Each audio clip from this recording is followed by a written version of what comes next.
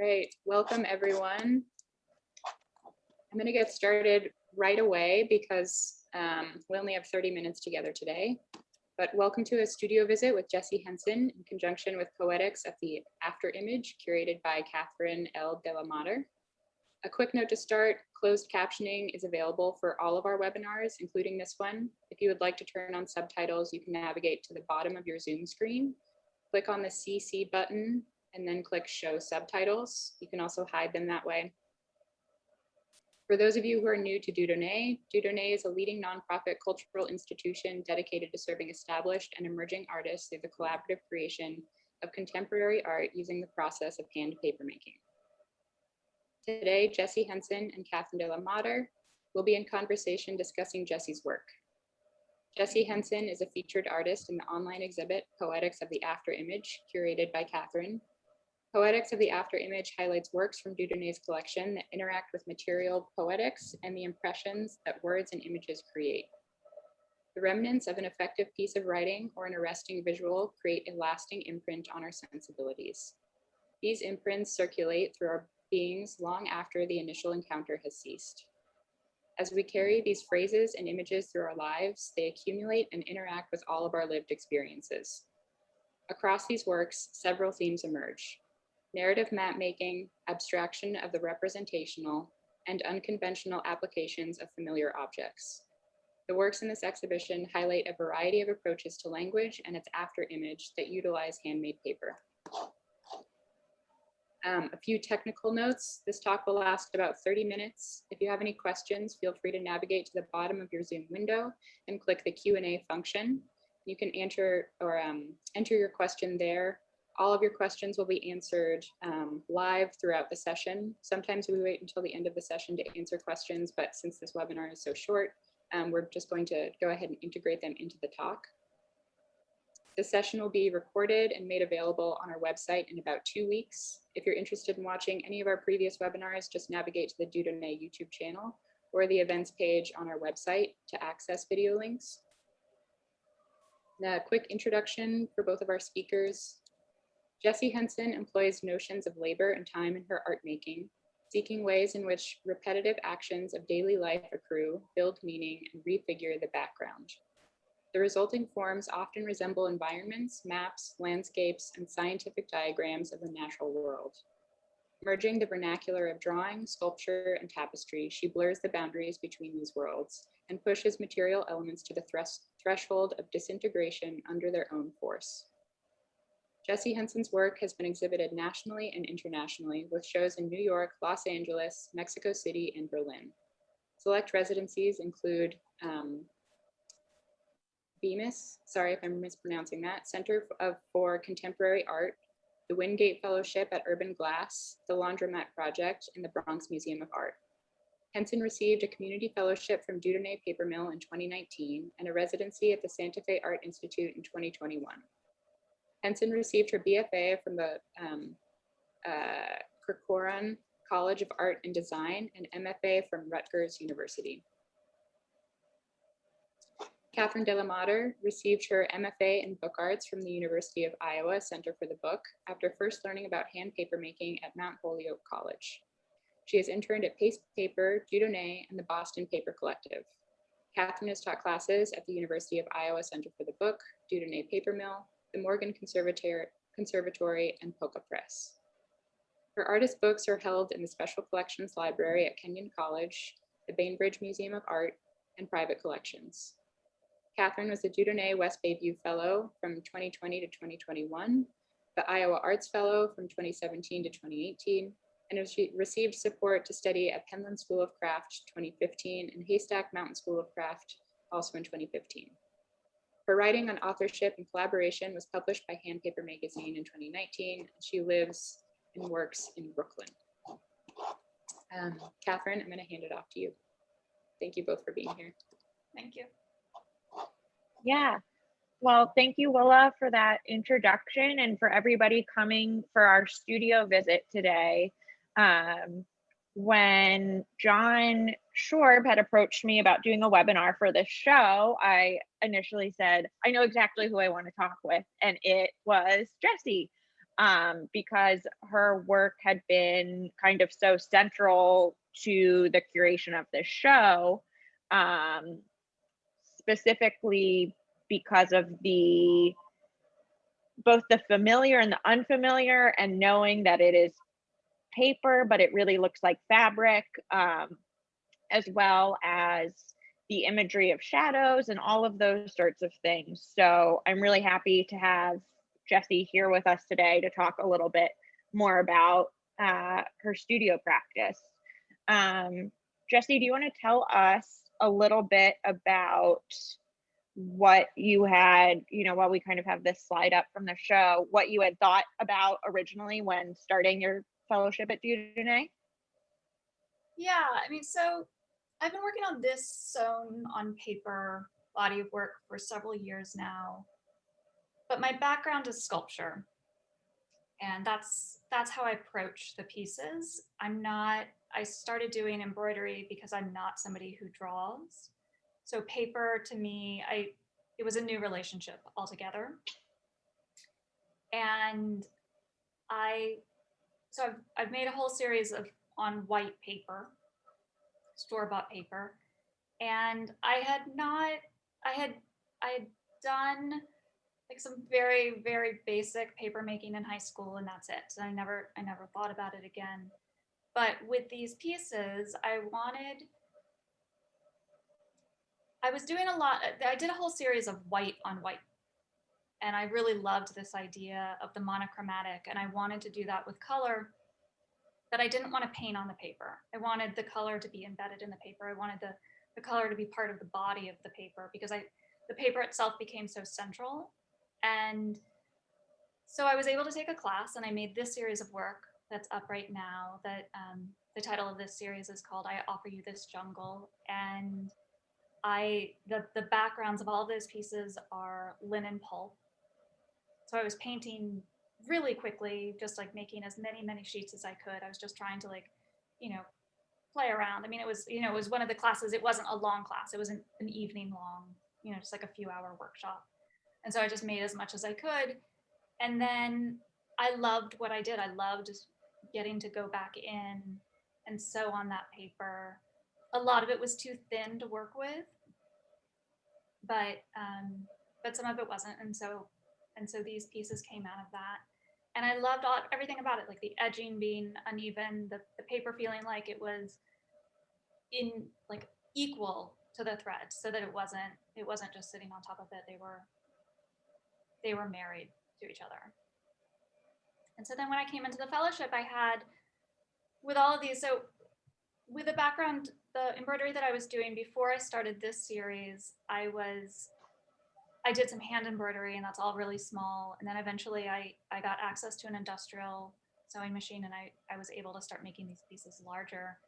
And I wanted to go even larger. And so the main reason I wanted to do the community fellowship is I was going to make this whole series of paper, which I did, but all the same color, so that then I could tile the pieces together and make something that's, and that is something I'm working on now. But while I was there, very sweetly, there was an area of free pulp that I had access to. And they said I could do anything with the pulp I wanted to. And so then I just started hoarding whatever free materials they gave me. And there were all of these colors. And then I just got so excited about making tons of paper with so many colors. And then I came to Carriage House, I got dyes. I went to Guerra Pigments, and I got tons of dyes. And then I just started that. And I thought I would do more of the linen painting, but because I'm not a great paper maker, I could also get a lot of mistakes and a lot of variation in the color, because I wasn't making even sheets. And I was also asking them to give me any of the is it the pellons? Is that what that's called? Yeah. Any ones that were really dirty. So then that would pick up on the paper, and so then that would be part of it, embedded in it as well. My process in general is I'm very tidy, and I don't like that kind of like happy accident, I have a hard time producing. And so like I was really excited about getting that to be a part of, just sort of like integrated into the process. And so yeah, then I just made. Yeah, and I imagine too having the immediate gratification. The immediate gratification of the paper making too, like all of a sudden being able to have, so, you know, versus having to spend time working and kind of reworking all of the sewn pieces just after a couple of days. I mean, I'm so impressed by the amount of paper that you came away with. And I guess I had a question. I'm having trouble hearing. Okay, I'm on sorry. Am I being? There you go. Is it? I think there was a lag. But in terms of when you were talking about all of the pigmenting you were doing, where do you kind of draw your palette from? Like from your stash of threads that you've collected, you know, because the colors are so rich and vibrant. Yeah, I mean, it's partially from that, but my sculpture, not all of it, but a lot of it was found material based. So they were based on collections of different objects, and that's one of the things that drew me to sewing, is because the spools of threads themselves, I'm so attracted to, and I think of them in a weird way as found objects, even though I'm using them almost like pencils or like tubes of paint. But as a collection, I mean, that first image that you put up with the wall, so I hang all the spools on the wall, and so they're like these objects. And then I kind of felt the same way about the pigments. I mean, it's just what's attracted to me. There's not like a very specific I want this specific color series. It's just what um, intuitively I'm drawn to. I did with these pieces feel like they felt like a collection to me, so I wanted them to be able to be shown together and to work together color wise. And I mean, I've used that again, the paper feeling like in some way a representation of the body, and I think emotionally, so that the colors felt all sort of emotion based to me as well. And then there was some paper, then there was some, like there was a whole bunch of brown. That first paper in the first row is brown, and I was like, it's so ugly, that brown, but I've got to figure out like how to do something with that too. So I wanted to also like push myself in that way too. Are you hearing me? Okay. Yeah, I did. And then I'm just giving a pause so I don't speak over you. And then I guess I'm curious about also like how it felt, that first sheet of the handmade Dieudonné paper going into the big industrial garment sewing machine, and kind of how that affected your process. It's hard not to treat it delicately, because it feels precious. I mean, the white paper that I use is precious because it's expensive, but this feels like, oh, okay, like I have 3 sheets of yellow that I made, and one I would like, then I have all of these different ideas of how I would like to use that yellow. I would like to use it monochromatically, but I would also like to put bright orange on it, but it's all I have. And I'm sure at some point I can do another, hopefully maybe spend more time at Dieudonné or spend more time at another paper making facility. But for right now, this is all I have. And so I try not to be too delicate with it. Yeah, and one thing that Jessie and I talked about in our earlier conversation that I just thought was so interesting, because of the way you build up the surface on these, I was kind of, in awe of like, oh, I would feel personally paralyzed, because as soon as I don't know, with the color choosing and the composition and just the way in which you kind of shared with me that you were doing all of these digital drawings too on top of the pieces to figure out the coloration and how so these are, Jessie shared, I guess there are 4 versions here. which is so fascinating to kind of see that behind the curtains decision making that happens. Yes. And then on this slide, we can, the final one. Yeah, I have two different approaches that I usually go. I mean, sometimes I make drawings and I say, okay, this is what I want the piece to be, and I'll even sketch that out onto the piece of paper. And sometimes I just start sewing. I know that I want it to be a color and I just want to see what direction it can go. And then I often get stumped and I'm not sure what to do. And so I take a photograph of the piece hanging on the wall, and then I use that digital program, which is just like a very, very basic, it's called Doodle. It is not in any way fancy. It's on my iPhone, and I do it with my finger. But then I'll just fill in and say like, okay, well, what if I filled this in with pink, and what if I filled this in with blue, and what if this, because with these pieces, there is, usually I can bring them no matter what to a point that I'm happy with them, but it's very easy to take a wrong turn. And then you think maybe it's got 5 more hours worth of labor left in it. But if you take the wrong turn, it's got 20 more hours of labor. Because it's hard to go back. I mean, sometimes I pull out thread. The puncture holes in the paper is something that is one of the reasons I really love working on paper as opposed to working on fabric, because it shows that history. But it's actually harder. It takes more time to pull out thread than it does to put on thread in terms of time. And something I love about this one in particular as a paper maker is on the right-hand side of the deckled edge, seeing the stitches kind of really highlighting that form. So like you were saying, those happy accidents, not only are you getting the bend in the planes of the paper, like the undulations of the forward and back, but I find that very satisfying to see as a viewer too, because it's almost like if you're looking at a tapestry or a handmade rug or something and you see where that person pulled the loom a little bit too tight or something like that. I see kind of an allusion to that. Yeah. And then I was curious also, I mean, in our conversation before this, we had discussed how you're often working across several pieces at a time, and how these kind of series come together. And I love looking at these pieces individually, but also together, because you can really see, I think, some of the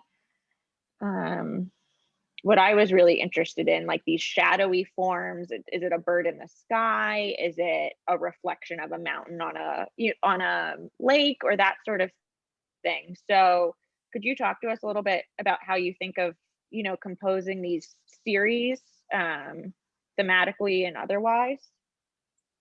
A lot of it, I mean, it's intuitive based, but in a technical way, I do work in a series usually so that I can think more about the pieces, even though I'm trying to do sort of two different things where I want to create a fast gesture, but over slow time.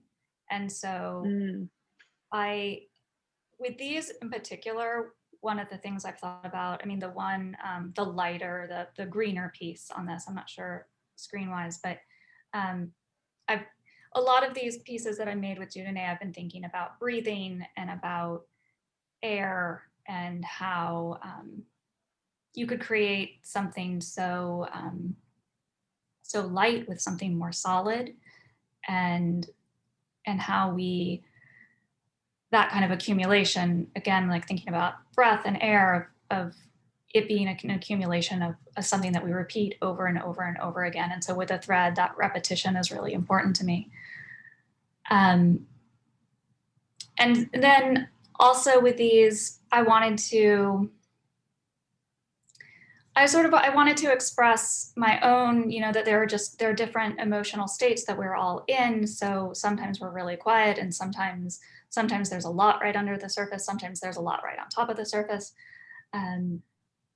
And sometimes things feel really magical and sometimes things feel really sad and dark. And I wanted to try to see how much I could play with that, just thinking. And I don't need that. That's not necessarily what comes, you know, what a viewer is taking in, but it's what I'm thinking about while I'm making them. And I think on this, the black piece on the screen, I can see some of the, I can't tell if that's white that hadn't been pigmented or if that is something that came up off of the interfacing when you were couching, but that kind of creates such a wonderful conversation with the thread and the idea of those units, I think, coming together. Yeah. Yeah, that I think that just came up from the coaching. So that one also I think has like, maybe it's not that piece, but there's some of the black pieces that have like wonderful little bits of pink and blue that came up.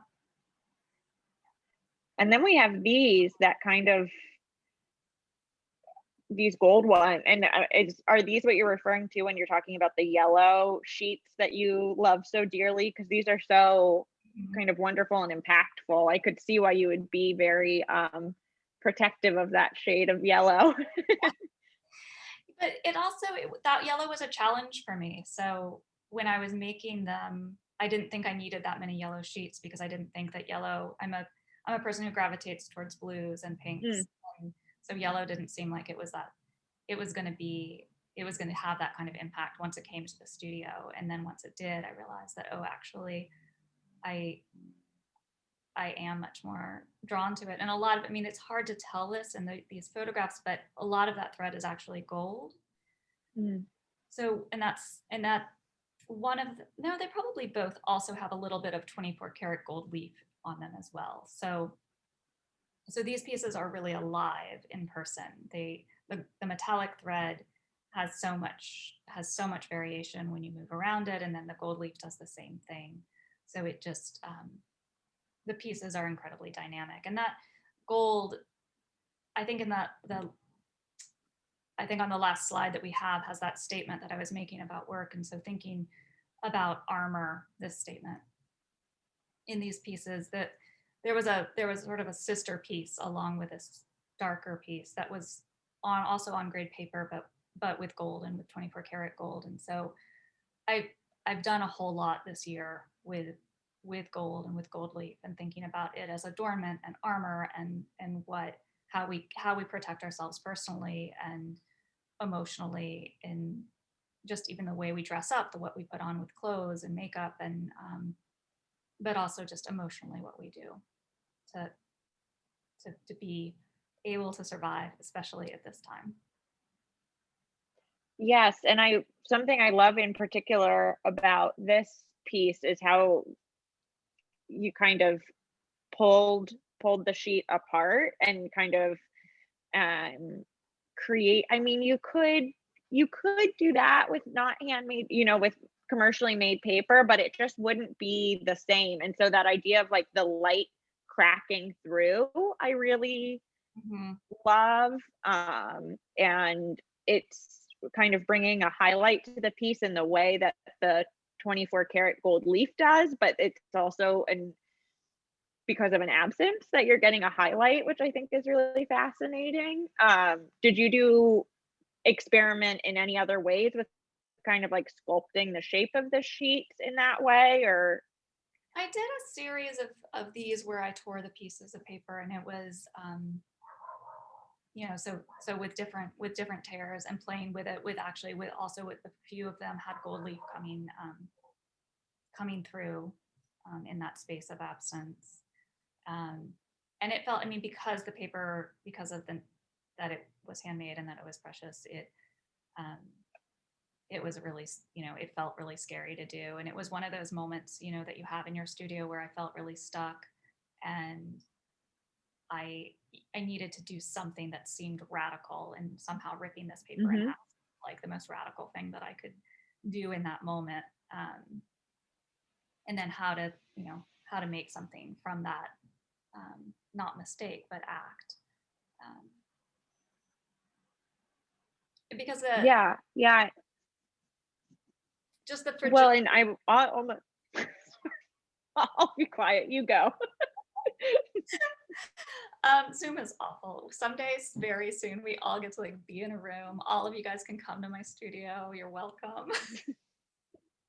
So, just the fragility of everything. I mean, and you know, I mean, this is always true, but in this time period, you know, life, everything is so precious, and that again is also one of the reasons I love working with paper and sewing on the paper as opposed to using fabric, because it really does, like, there is a point where it just falls apart, and then you can mend it in a way that, I mean, you can also mend fabric, but it's just it's an exciting experiment to me to see what happens when it gets sewn on too much, or if it's ripped apart, and then what happens on the edges when it's sewn.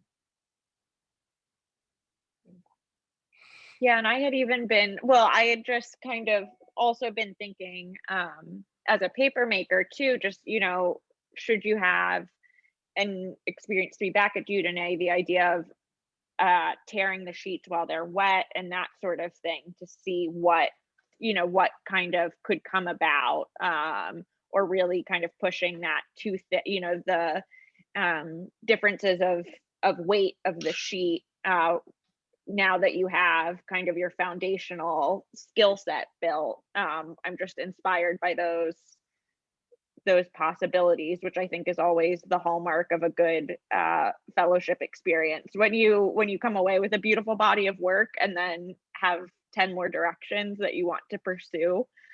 Yeah, right at the end of my fellowship, I made one piece of paper that, I know there's a technical term for it, but I don't know, but there was like a whole blowout.